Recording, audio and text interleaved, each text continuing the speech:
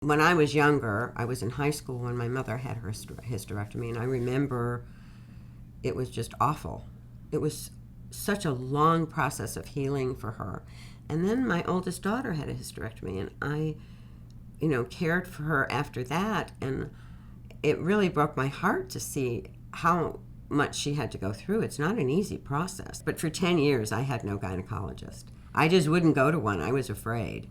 I was told by one of my OB doctors that once I actually was in menopause, they would go away.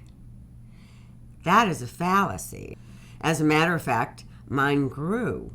I heard about fibroid embolization on the radio, and the minute I heard it, I knew this is it. It made sense to me.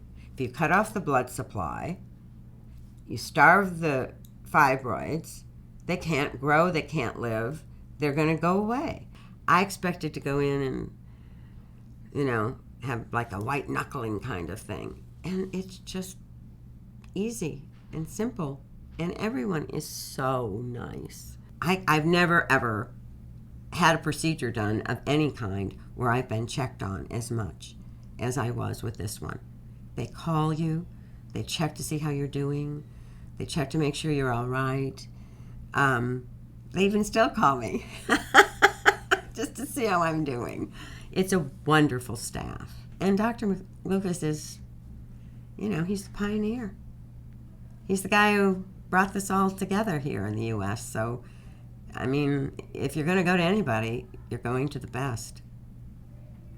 And so I just feel, I feel like I should have felt all along.